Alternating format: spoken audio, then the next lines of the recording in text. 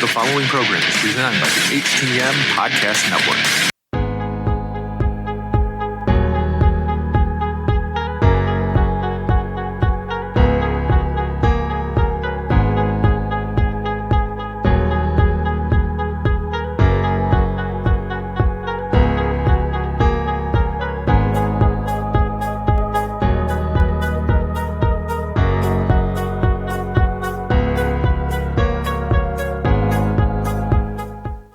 Welcome to another episode of Turnbuckle Talk in partnership with thechairshot.com, presented by the Hitting the Marks Podcast Network and in association with NDPW.com. Turnbuckle Talk is sponsored by collarandelbowbrand.com, where you get 10% off when using promo code JKPodcast. Turnbuckle Talk is also partnered with Phoenix at FNXFit.com, where you get 15% off all your health supplements simply by using promo code TBTalkPod. Follow the show on Facebook, Instagram, and Twitter by searching at TB Talk Pod. Listen on Podbean, iTunes, Google Podcasts, Spotify, and everywhere you catch your favorite programs. And now, pro wrestling fanatics, are you ready? Here are your hosts, Mighty Joe Morin and Karl Karufel.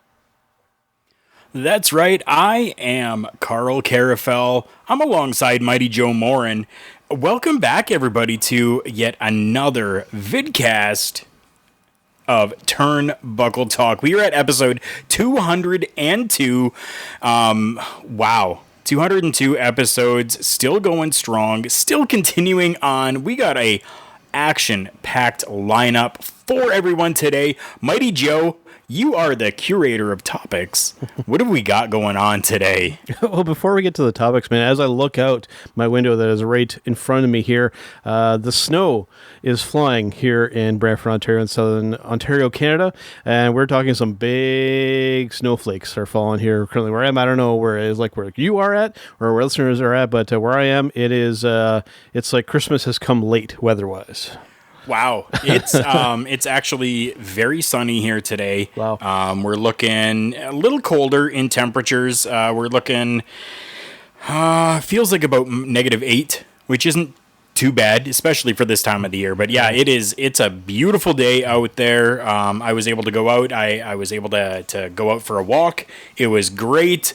John, how are you doing? Sure. He says, hello, guys. Thank you for joining us. We love when our viewers comment and comment along with us as we're going through these shows. So Absolutely. If you're in there and you want to comment, definitely comment. But yeah, it's gorgeous here today. Like I said, I was able to go out for a walk, which was beautiful. Yeah, it's just been good.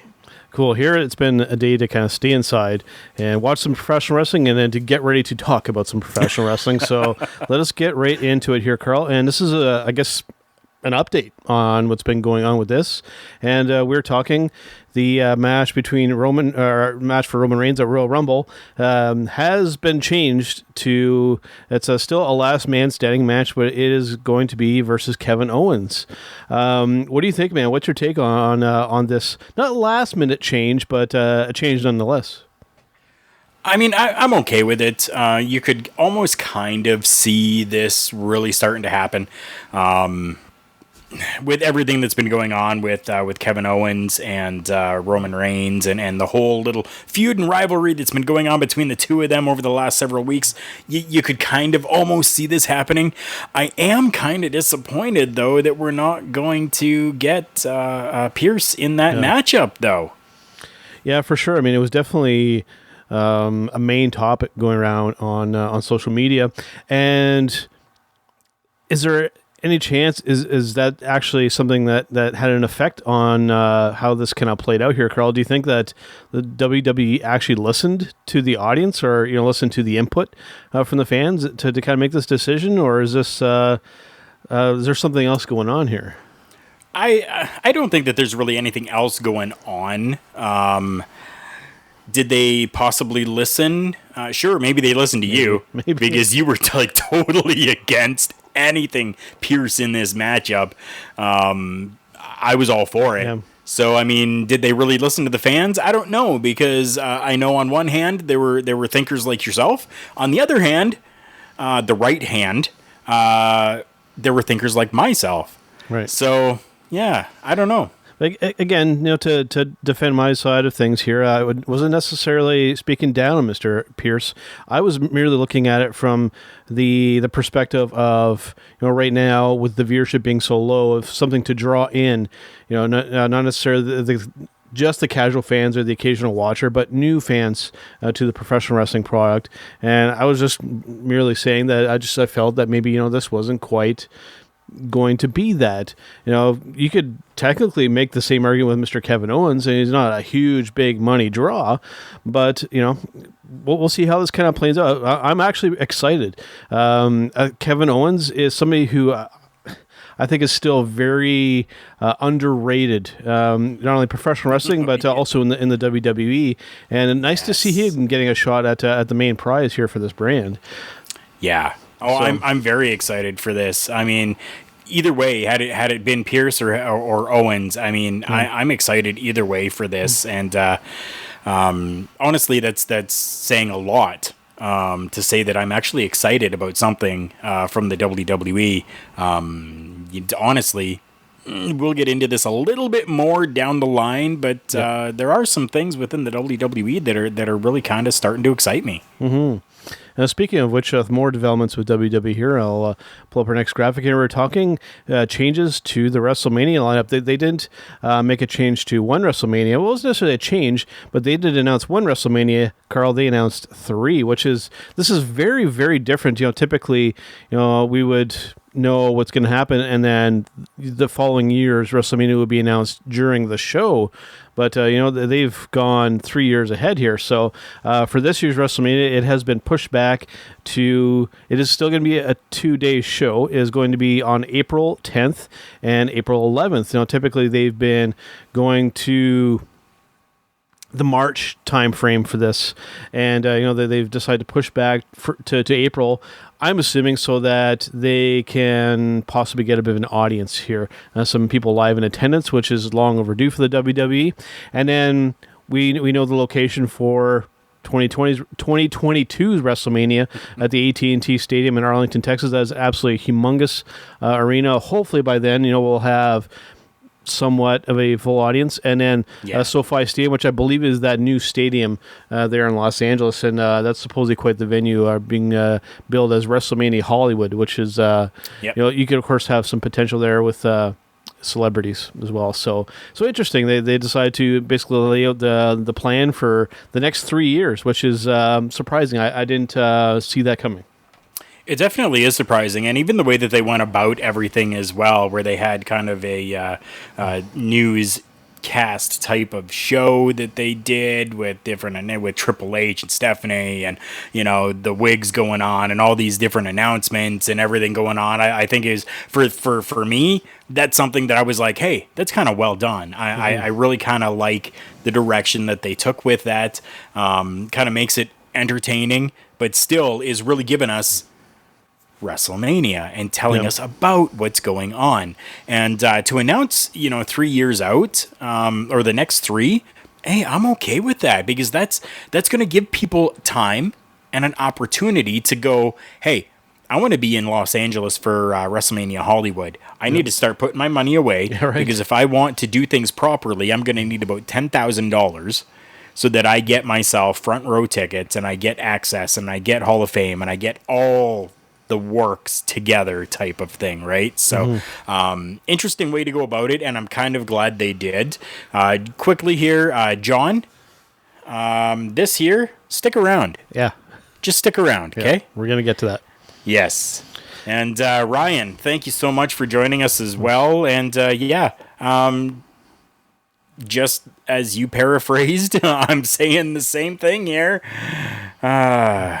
Give Pearce a chance. Give Pearce a chance. For sure. Yeah.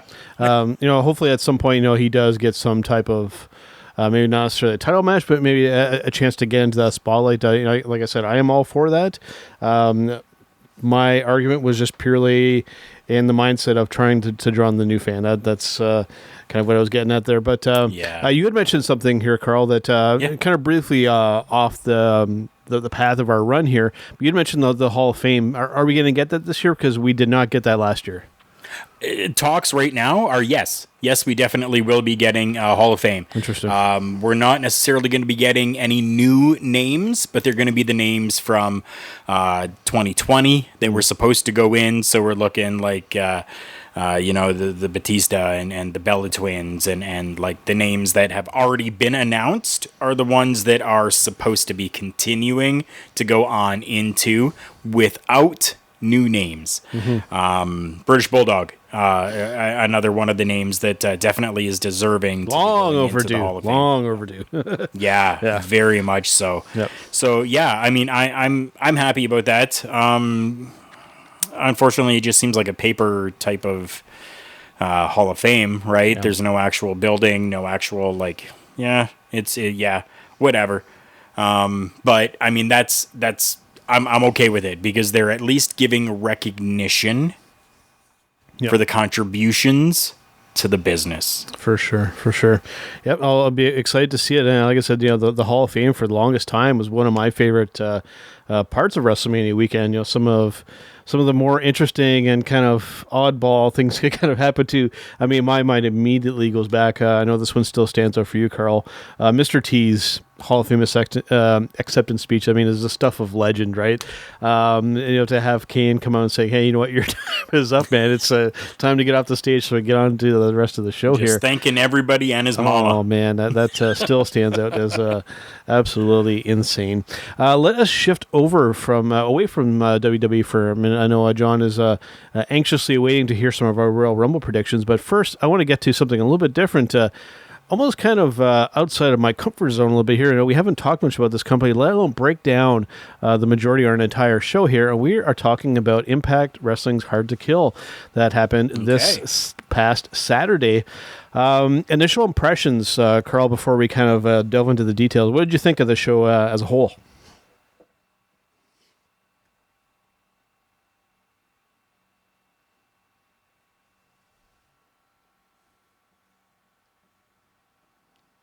What did you think of the show as a whole, Karl?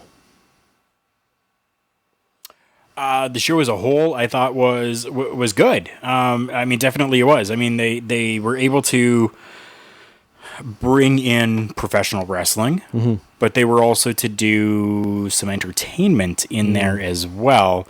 The Karate Man. We'll get to that. So that was a little hokey. It definitely was, but it was entertaining at minimum. Right? For sure. So, I mean, they definitely were able to kind of bring a whole bunch of things together into one, culminating into a great main event matchup. There are people that I've seen on social media that have gone and said that, they kind of left Impact and whatever and left it off to the side, but they for some reason they gave Hard to Kill a chance, and wow, were they surprised at the level of professionalism going on within the business. That's why I aptly named today Pro Wrestling is Alive and Well, because that definitely is showing us that it is still around, it is still kicking, it is still taking names, chewing bubblegum, and kicking ass. Yeah, for sure. Just my thoughts kind of in general before we get into some of the matches here. Although they did a fantastic job for about 98% of what they did there. I do have a bit of a critique, but we will get to that. But I agree. The majority of this was just some good nonsense. No nonsense. Not nonsense professional. I don't like watching nonsense professional wrestling. Right. But some good no-nonsense professional wrestling here. So let's break down some of the matches here. First up, we have Decay, which is Rosemary and Crazy Steve versus Tennille Dashwood and Caleb with a K. My first actually exposure to watching him was interesting. And my biggest takeaway from this match here, Karl, Rosemary, always fantastic in the ring as usual. And the other half, her tag team partner in this match here, Karl, is a man that I've always been very fascinated with, and somebody that at some point, actually speaking to our friend Mr. Spencer Love, at some point, if an interview can be set up, I definitely want to be in on that for the sole reason here, Karl, the fact that Steve is legally blind and is able to wrestle in the ring, that the whole concept of that I find so intriguing, and I would love to pick that man's brain to figure out how he is able to do this. Right? That is a huge accomplishment. I've never understood how he's able to do that, and he works in that ring and makes it look better than people who have 20/20 vision. Yeah, I don't understand. I don't know either. Don't get that. Yeah. But whether he just has that tremendous feel or what, I mean, but he's so smooth in there too, and it's always intrigued me about Mr. Crazy Steve. Whether like you said, he works better than some sighted people, which that's right. Again, I'd love to talk to the guy, but I thought a great match, and especially. Seeing Decay in there again, I thought that was pretty cool. And I've always been a big fan of Rosemary too, and of course Steve, fellow Canadian, so I can't not root for the guy. That's right. If you ever want to see anything from Caleb with a K, it's Caleb Connolly is who that is. That's so right. Go ahead and look him up. Great worker in the ring. He definitely is. And this whole thing that they have going on with him and Tennille, I'm cool with it. I think it kind of works. Tennille has always kind of had that type of a personality aura around her. So to have somebody that's, handling her social media and taking those photos for her and being that type of person, I'm totally cool with that. Happy with everything. This matchup was great. I was happy with it. Yeah, for sure. I thought they did a great job in there. Next up, we had Violent by Design, which is, of course, Eric Young, Joe Daring, who has done quite a bit in New Japan, for those who are in the Japanese wrestling scene, for those who aren't aware, and Mr. Cody Deaner, who was actually just recently on an interview with Mr. Spencer Love over at Love Wrestling, taking on Cousin Jake, Rhino, and Tommy Dreamer in an old school rules 6-man tag match. I enjoyed this one here, Karl. It was good. It was hard hitting, and it didn't overstay its welcome either, which I greatly appreciate. That's exactly my sentiment as well. It was hard hitting. It was good. Everything was fantastic. I loved for a little bit they were doing the 3-way camera or the 3 cameras and the 3 screens on your television set. That was fantastic. I enjoyed seeing that so that we could actually see all the action that was going on. Fantastic. And you're right. It didn't overstay its welcome.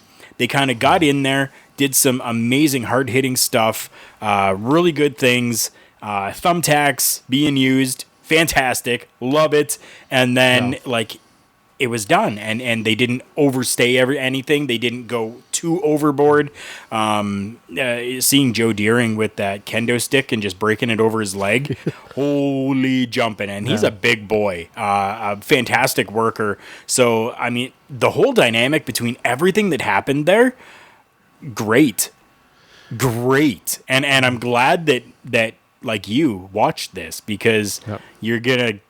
I know you've been kind of sleeping on Impact for a while. Yeah, I've been. So I think that this is a really good pay-per-view. You even said yourself, in 98% you were. So yeah, I mean, for sure, another fantastic matchup. Yep, During. I mean, that guy is just an intimidating presence in that ring along with everybody else. Cody Deaner, I've always been a fan of. Eric Young, again too, and the thumbtacks. I mean, man, I know that there's no real. It's not like he had to stretch to kind of sell how painful that was. I mean, you're landing on thumbtacks, right? So, but I mean, that was believable. I could feel his pain coming through the screen to me sitting on the couch. So it was quite something to see, and I definitely appreciated that match. Yes. It was cool to see. Next up, we had Kiera Hogan and Tasha Steelz defeating Havoc and Nevaeh for the Women's Impact Knockouts Tag Team Championship, which they brought back. Yeah, I mean, this could have gone either way. It really could have. I mean, you've got the 2 powerhouses inside of that ring with Havoc and Nevaeh, right? And then you've got the kind of more upbeat, spunky Hood girls I guess that's the the nice way to say things. Yep, they're girls from the hood, right? And they got that whole sass going on. And I mean, it could have gone to either one of those two teams, and it would have been believable. And that's what I liked about this, is that even though the two smaller girls, kind of won, it was believable. It wasn't like just bullshit, a roll up and, rolled her up and she won. Oh, yeah, out of nowhere. Like, there was actual good little bit of chemistry going on between and back and forth, culminating to a pinfall. Yeah. It was good because I enjoyed this because it was... I'm trying to think of the right way to say this here. We didn't have the little wrestlers doing stuff to the big wrestlers that to the point where you have to really suspend your disbelief. Where we didn't have like big suplexes and stuff like that to where it's just, you look at it and you go, okay, this is like a comic book at this point. So it was kept in the realm of reality, which I appreciated. Yes. And I mean, at some point you would think to kind of do a long-term story, I think the powerhouses have got to kind of destroy them, and then then you have the opportunity for them to kind of possibly retake those titles. So I'm hoping it'll go that way, because I mean typically you would maybe have like the bad guys or the bad girls in this case, the powerhouses win, and then the underdogs then try and claw their way back to win the titles. But yeah, I enjoyed this match, and I mean it wasn't anything like out of this world spectacular. But I mean, it was definitely one thing I will say. I love the way that the show was booked. This is booked like Mighty Joe likes his wrestling shows booked. We start off fairly small, and then we work to our main event. That I got to give Impact tremendous props for. And this match was perfectly placed on this card. I agree. I definitely agree. Yeah. Next up, we had a bit of an interesting one here. Kind of out of nowhere, we had Ace Austin and Sawyer Fulton, or Madman Fulton, as he's known in Impact now, taking on a debuting Matt Cardona. This was interesting. It was interesting. And Stryker really putting Cardona over as a big star, which, I mean... I don't want to speak negative about it, but you could tell like he was almost like trying maybe a little too hard. I mean, obviously, he's a former WWE guy, so you could call him a star, but I thought maybe he went a little kind of over the top in that, but it was still good. He made a good debut there, so I give him props there. I think so as well. I was very happy with that. Was I shocked? Yeah, I definitely was. Yeah, I mean, it was a good surprise, so I was happy with that. All around, I mean, it was typical Zack Ryder. It was. That's what it was. Yep. Right? I mean, it definitely was. You could definitely see that. Still kind of the same outfit coming out there, right? Just a little change up in the in the lettering on the clothing, whatever, right? But it was Zack Ryder, and I was always a Zack Ryder fan, so I was happy with this. Yep. For sure. And then next up we had... this one was a bit of a... I won't say that this was a bad match, but I thought this was kind of...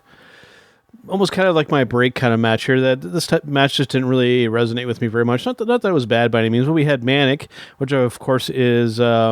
Mr. TJP, actually, versus Chris Bay, and I'm going to butcher his name, but I will attempt to say it, Mr. Rohit Raju, for that Impact Division Championship. When I see this match here, Karl, and I see it being developed as the the X Division, this doesn't feel like the X Division anymore to me. I won't... Not to put it down, but I mean this division isn't anywhere near what it used to be. Especially when we look at last week talking on Turnbuckle Rewind with Mr. Christopher Daniels and AJ Styles, that's where I think when it comes to X Division, and Ultimate X, this just feels kind of like it's not what it used to be, to put it mildly. Yeah, I mean you're right. It just did not feel like X Division at all. You did good with the name there. I tried. Rohit Raju. I apologize. Yeah. You were close. You were Rohit. But yeah, close. Rohit Raju. Kind of bringing back the Manic character. Did you watch the actual little preview that they did to show who Manic is or why or how all of that came to be? I think I had gotten up to go to snack at that point, so I may have kind of missed that portion. Okay, so I'll fill you in super quick, and anybody else that's watching or listening that doesn't know. So TJP pretty much went in there, was going in, and kind of lost some matches, whatever, and wasn't in title picture.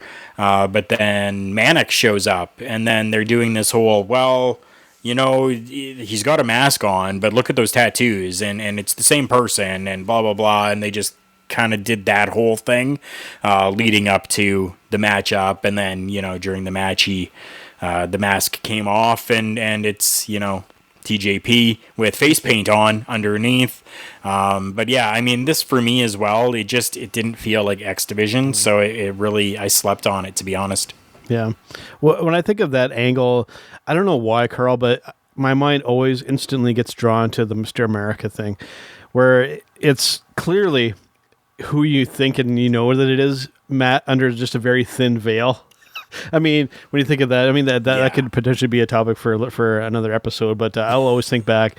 It's like, clearly that's Hogan, but everybody's like trying to sell that it's not. It's just, right. At the very least, it provides for some comedy.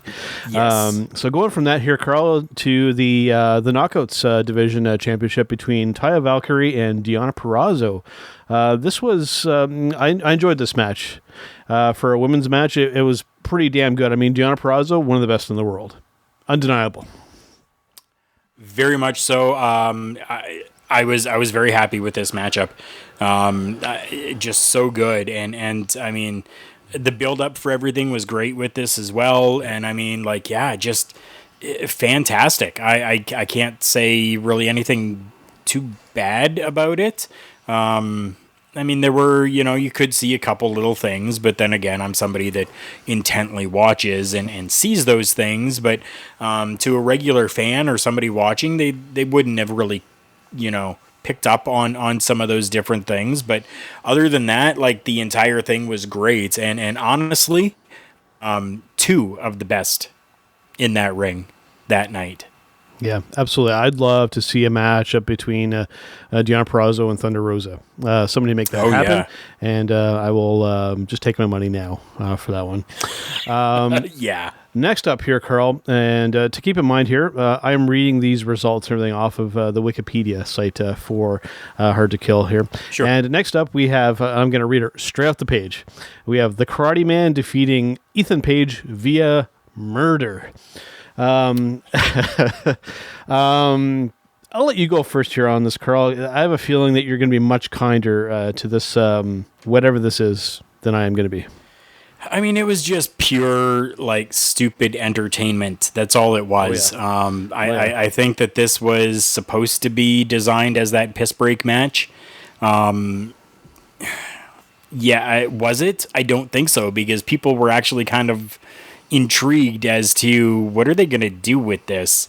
But honestly, it was not that well done, to be honest with you. The stupid green screens that were there, and trying to line up and match up all the different moves that happened, the punches and the kicking and stuff like that. And then why they say won by murder is because they found a plastic heart from Spirit Halloween store, covered it in red bloody ooze, and I mean, not good, not terrible, but just cheap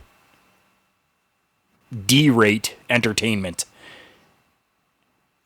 Yeah, that's a great way to put it.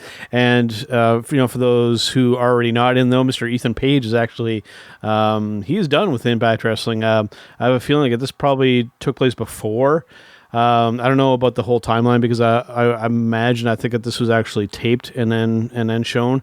Don't believe. Well, I'm not sure if this was actually live or not. I think his segment was pre-taped, so I'm a little uncertain. But I mean, nonetheless, he's done with Impact Wrestling and was extremely unhappy with the way that this segment was put together, and claiming that the company essentially lied to him about what that was going to end up being. So Mr. Ethan Page, his future is up in the air here. Karl, just briefly before we get to the next match here, where do you think Mr. Page goes? Because I mean, he's a very talented dude in professional wrestling. I don't even want to speculate. Yeah, I really don't. I mean, if you're twisting my arm, Ring of Honor. That's where I would suspect. Yeah, that'd be very cool. I would definitely be in for that one. Next up, we had, this one is a doozy here, Karl. We're talking the barbed wire massacre match between Eddie Edwards and Sami Callihan. This is such a great rivalry, not just in Impact Wrestling, but in professional wrestling in general. These guys are absolutely amazing together. They definitely are. I mean, they have, quickly there, John says AEW. So that's where he could go, AEW. Yep, for sure. Yeah, I mean, the two of them continuously back and forth. This rivalry and battle that they have going on has been off the chain, like just super freaking good.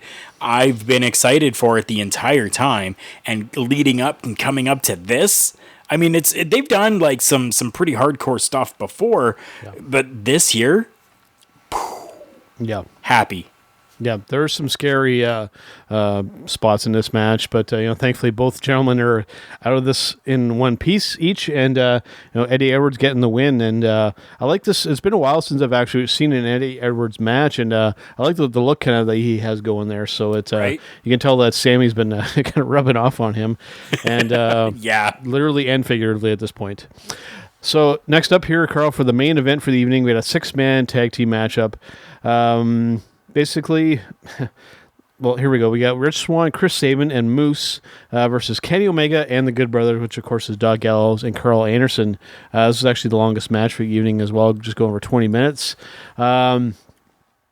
This was this was interesting. I enjoyed this match. It's almost kind of playing on this kind of invasion type angle, but not really, given that the Good Brothers are in there. But fantastic stuff, man. It's I enjoyed the hell out of this. They did a great job in there, and Kenny did a good job, but not kind of necessarily overshadowing too much everybody else either.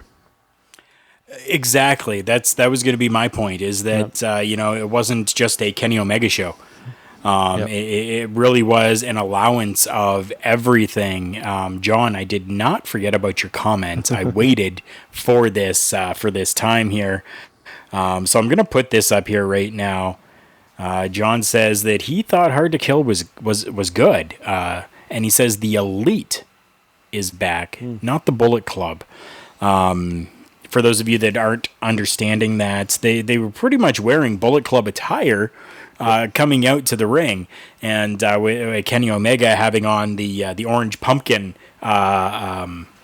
Bullet Club shirt and stuff on, which fantastic. Like I love that. If they want to do a Bullet Club America or something like that, I'm cool with that. And especially to have those names in there, they're pretty much synonymous with the Bullet Club. But where John says the Elite is back, I kind of like that a little bit better because it gives them kind of their own identity as opposed to Bullet Club, which is more of a New Japan thing, right? So if that's the case and John is right and the Elite is back, I'm happy with that. That definitely plays into the angle here because, Tama Tonga has essentially said, because he's noticed this going on, obviously because, Tama Tonga pays attention to what happens over here. He's like, that's not the Bullet Club. Those are those bitch-ass elite guys over there in North America, right? Right? He said something similar along those lines.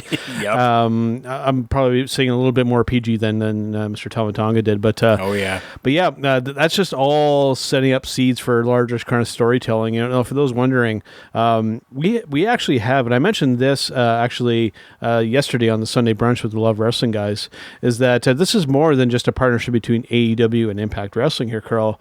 New Japan is also involved in this as well. If we go back to that X Division match, I believe it is Mr. Chris Bay, if I'm not mistaken, actually had competed in the Super J Cup. Right, yes. So New Japan is involved in this as well, which makes this whole partnership even more interesting, Karl. Oh, yes.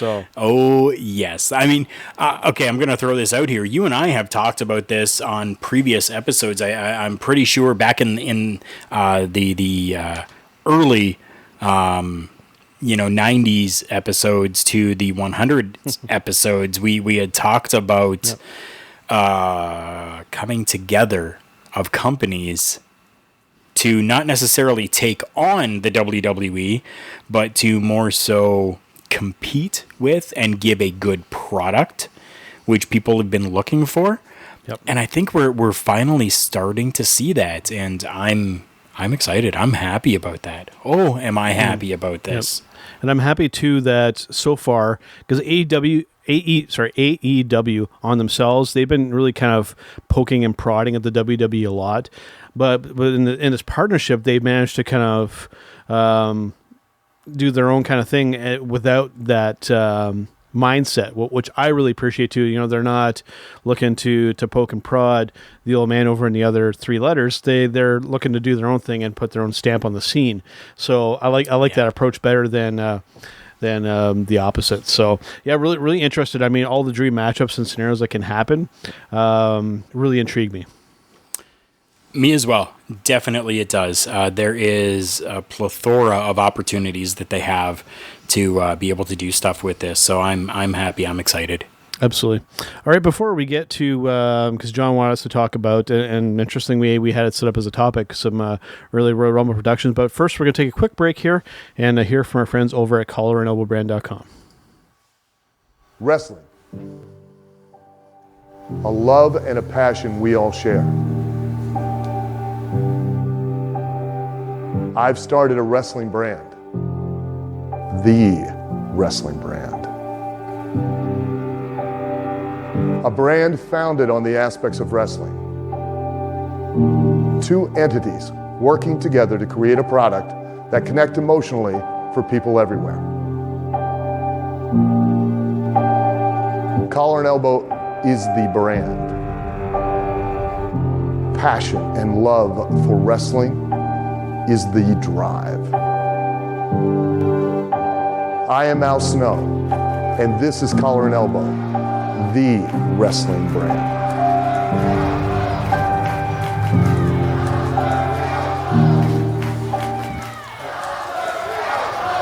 The dictionary defines hero as a person who is admired or idealized for courage, outstanding achievements, or noble qualities. Being a hero in life is far more than words printed on a page.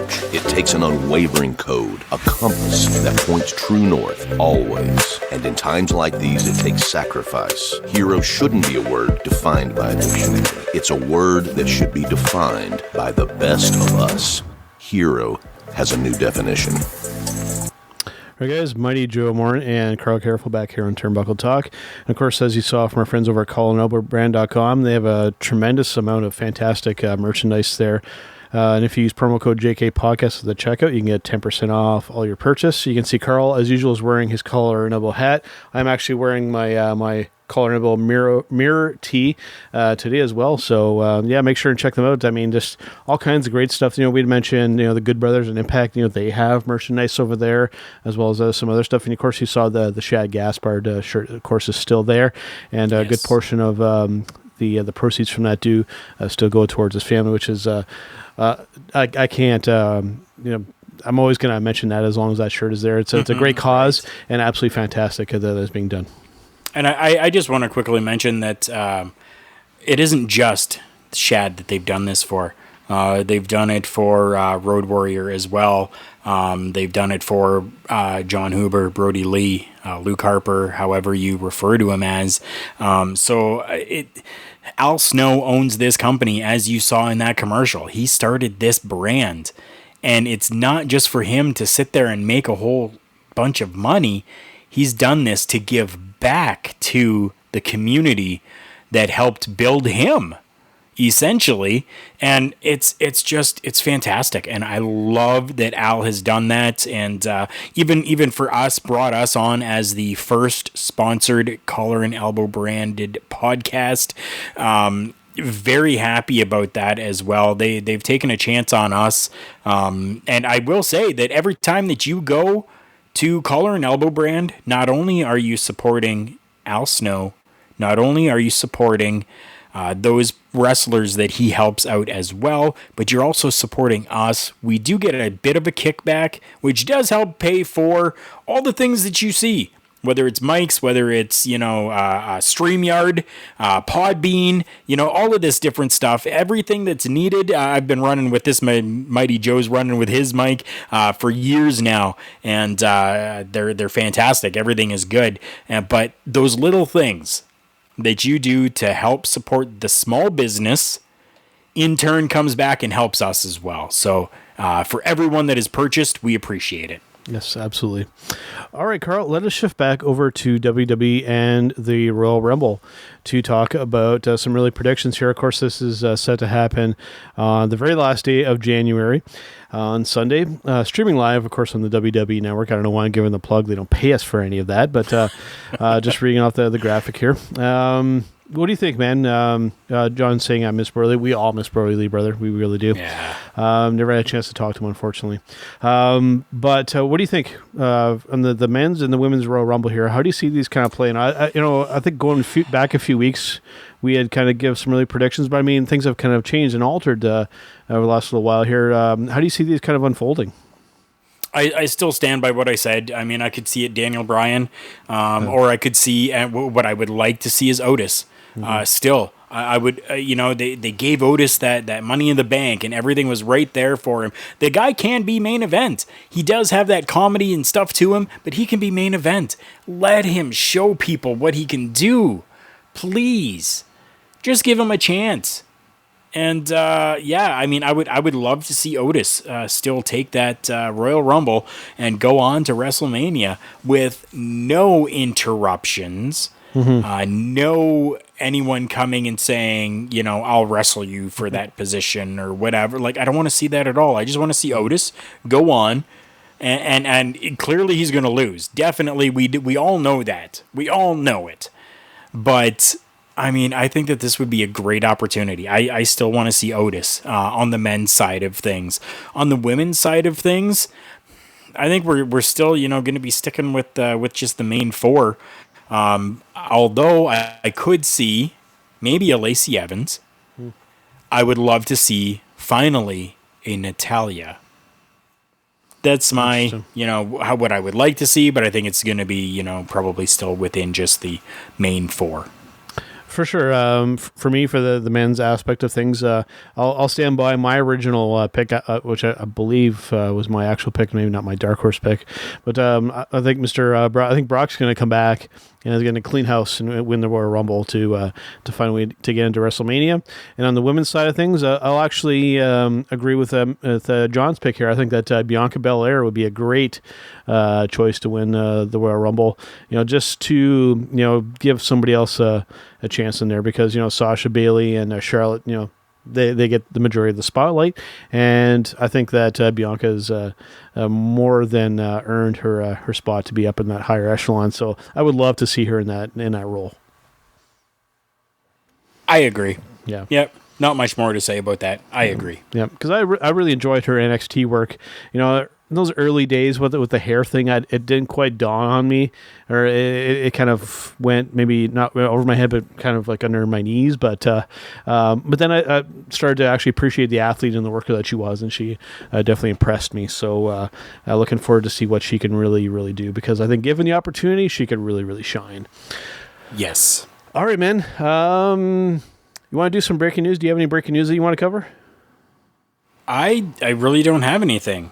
Okay. I haven't really seen much come up for any breaking news. I mean, other than the whole thing that they did for WrestleMania, that was really the biggest thing that that came out of this week. Unless we want to talk about maybe quickly for a second, just giving a shout out to Betty White, who turned 99 yesterday. Wow, the girl is still going, still kicking. I love Betty White. She is the ultimate golden girl. Happy birthday, Betty White. There we go. There's our breaking news.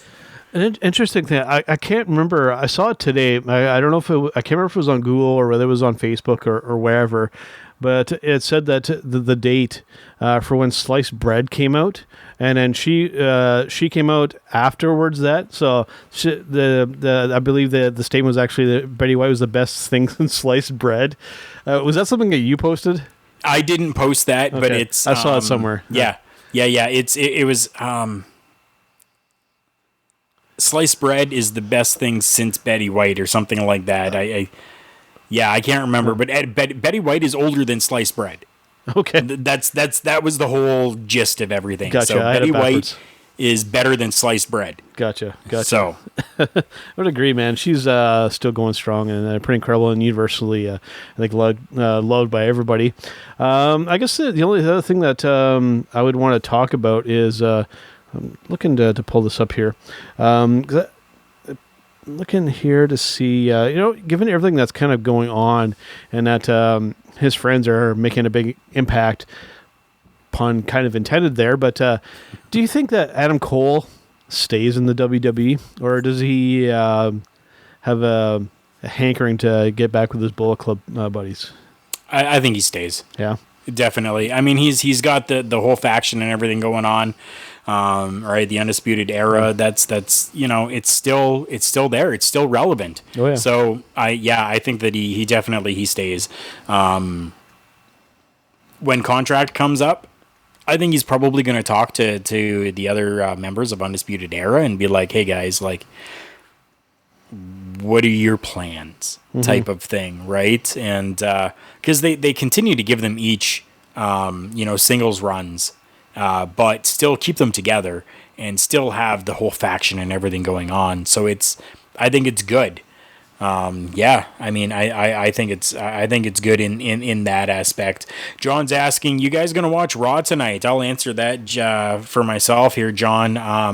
I will have it PVR'd because I work tonight. And I worked last night until 7:00 in the morning. I was up early. I went out for a walk. I came home. I'm doing this, and I need to catch a nap and something to eat before I go back into work tonight for the graveyard. So, but I will definitely be watching it at some point. Just PVR'd. Yeah. The only other thing that I want to kind of mention here excuse me, kind of interested me here. I want to talk briefly about an interaction involving Mr. Jim Cornette. I typically don't like to talk about Mr. Cornette because it tends to get pretty R-rated, but I thought this was really kind of interesting to say the least because regarding him and FTR, which of course was formerly the Revival in the WWE, he was always pretty fond of these gentlemen, and this is coming from Mr. Cornette's Twitter feed here, and regarding their FTR's match with the Jurassic Express, most recently on AEW Dynamite. And this is what Mr. Jim Cornette had to say. This didn't age well. If you're going to do high school cheerleading routines with a circus sideshow attraction instead of what you promised to do, and then bury yourself on national TV in the process, don't invoke my name before you do it. Oh, Mr. Jim Cornette. I plead the fifth. You're right. I say nothing. Oh, boy. Hey, it gives us something to talk about, and it, I guess, provides some entertainment to those wanting it. But what a doozy. What a doozy. All right, man. Let us, you know what? Let us take a brief break here and hear from our friends over at thechairshot.com, and then we'll come back with our Showstopper segment for this week. TheChairShot.com? TheChairShot.com is your home for hard-hitting reviews, news, opinion, and analysis with attitude. Why? Because you're smarter than the average fan. TheChairShot.com. Always use your head. Correction. Before we get to our Showstopper segment, Karl, I almost forgot one of our more popular segments for this week. We got to get to our match of the week.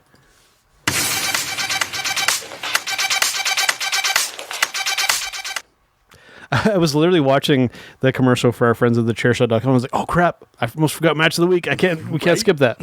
I'm going to let you go first here, Karl. What was your favorite match in professional wrestling in this past week?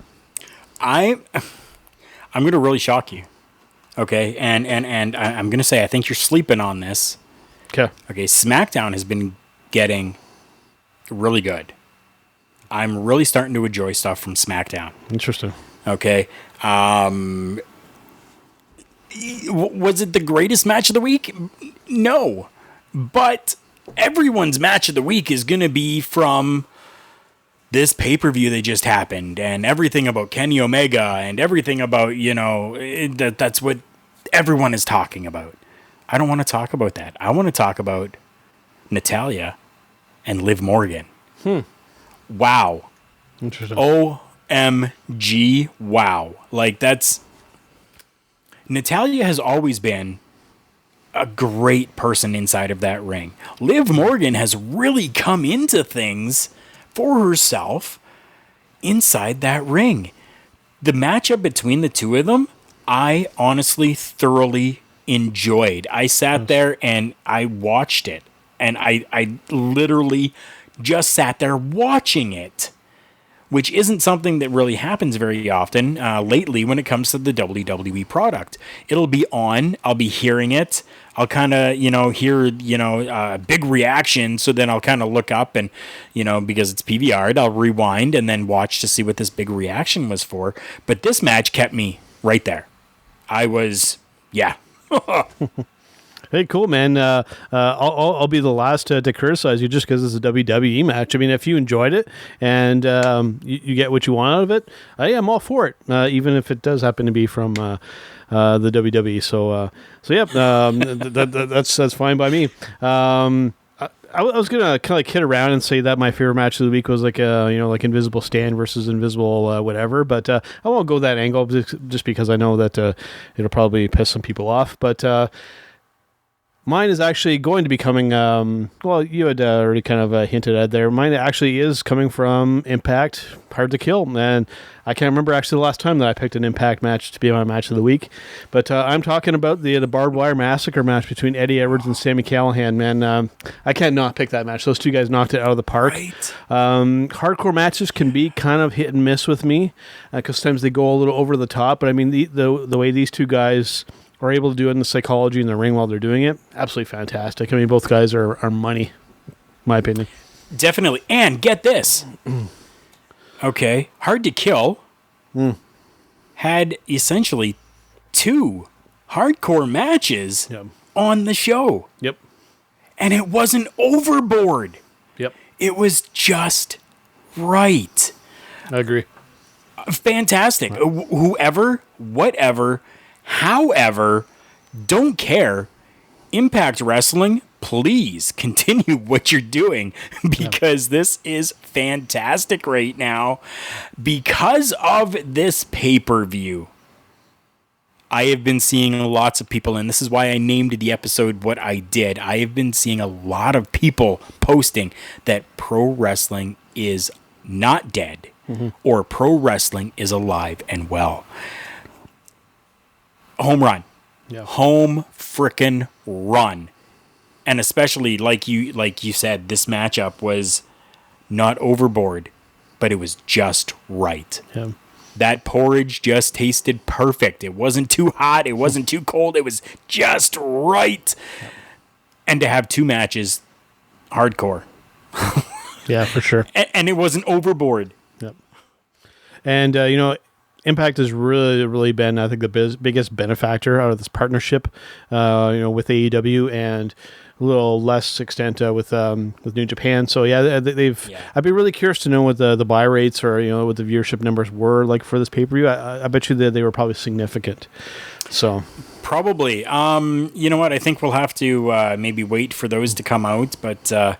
If you want a quick answer to that, we might have to get a hold of one of our friends that's a numbers person who might be able to tell you. But Yeah, it'll be very interesting to see what the buy rate is. Not only just the initial buy rate, but afterwards as well. Yeah, for sure. All right, man. Let us get to our final segment for this episode, our Showstopper segment.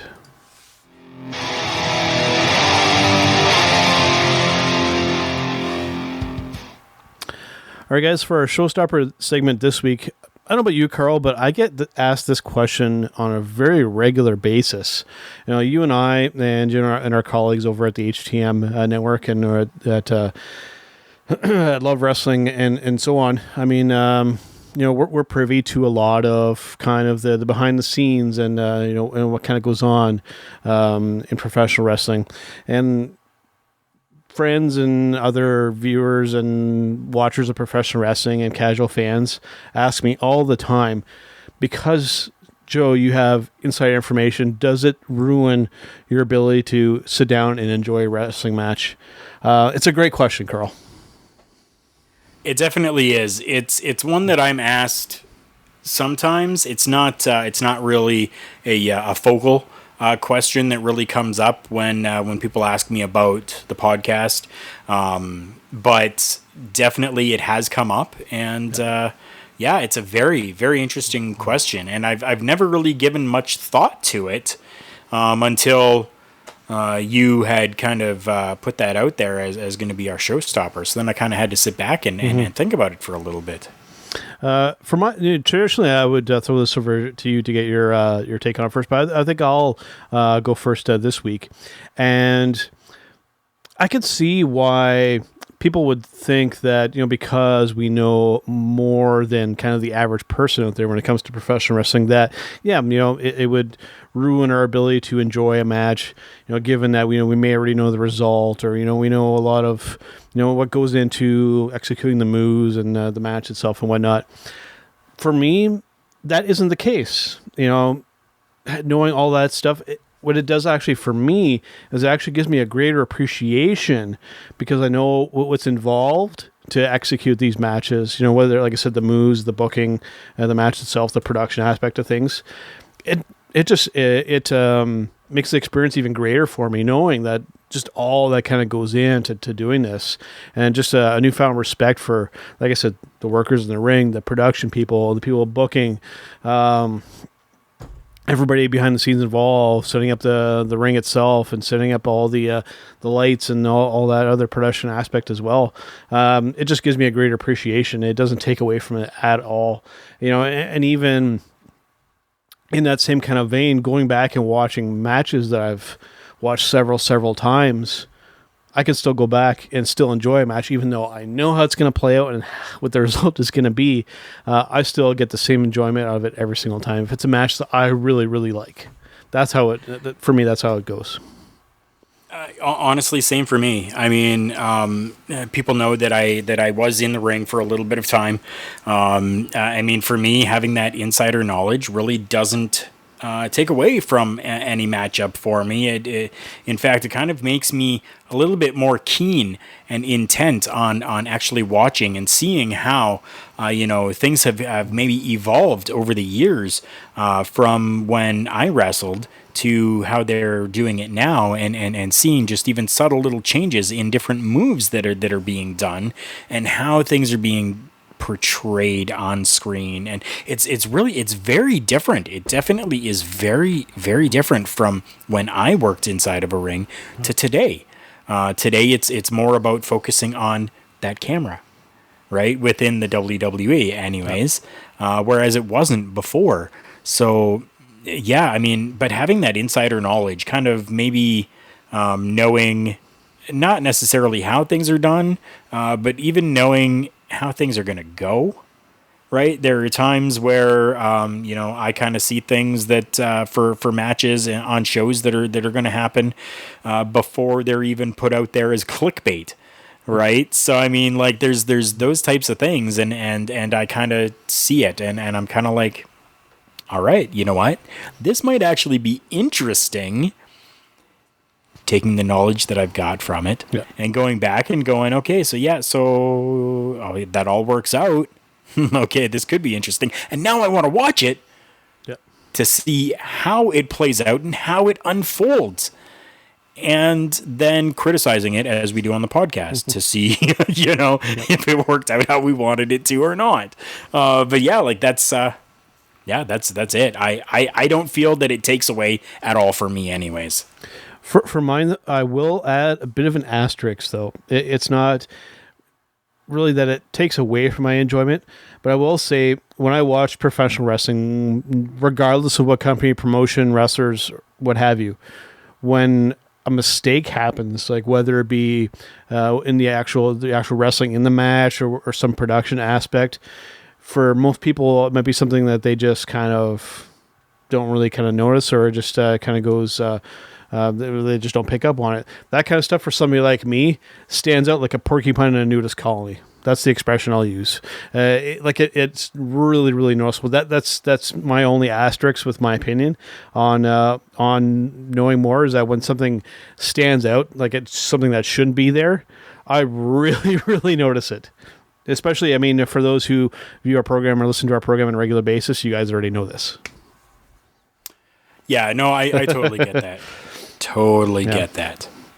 So yeah, but again though, having the insider knowledge at the end of the day in the big scope of things does not affect my enjoyment of professional. As long as the wrestling is good and executed in a good way, I enjoy it.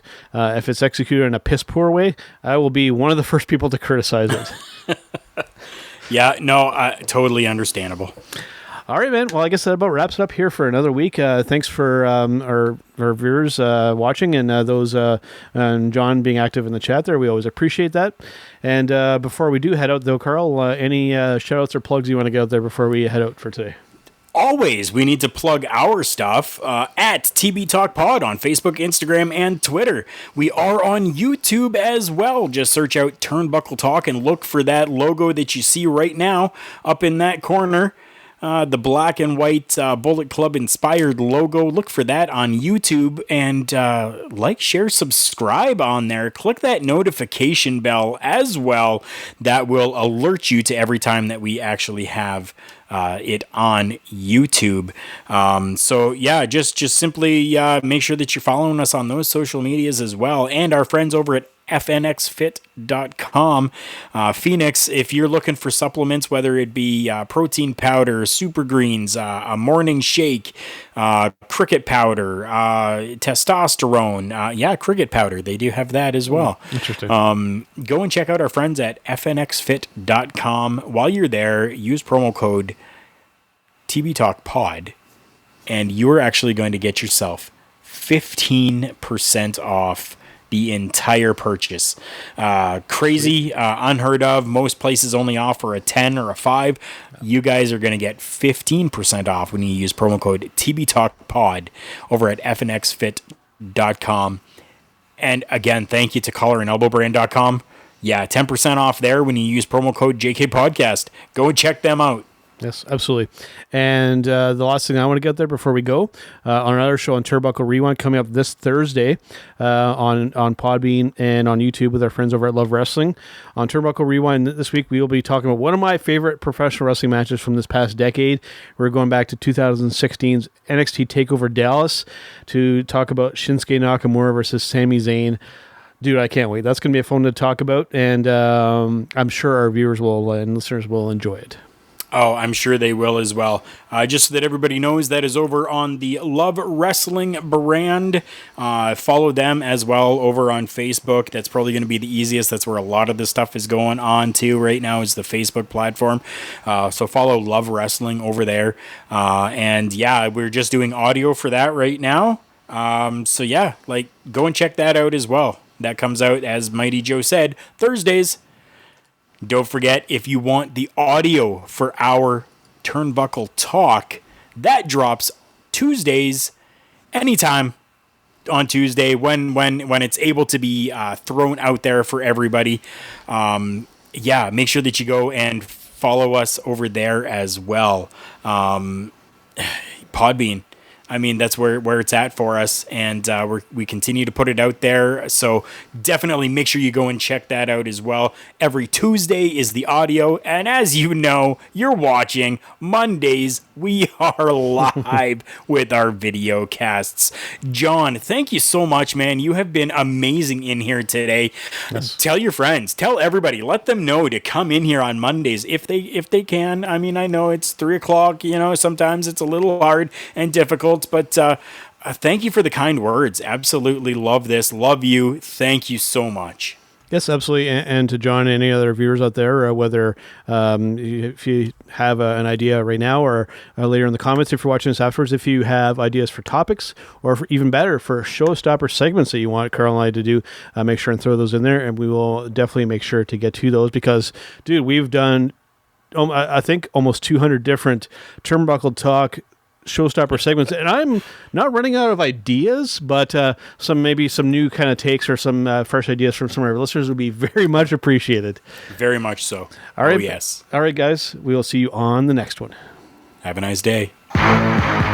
It's me. It's an honor to be the beat. As you can tell in the background, we are out celebrating. That is what we do here at hittingthemarks.com. And I invite everyone to continue to tune in to Turnbuckle Talk, but check out all of our other shows. You can find that all at hittingthemarks.com. Run.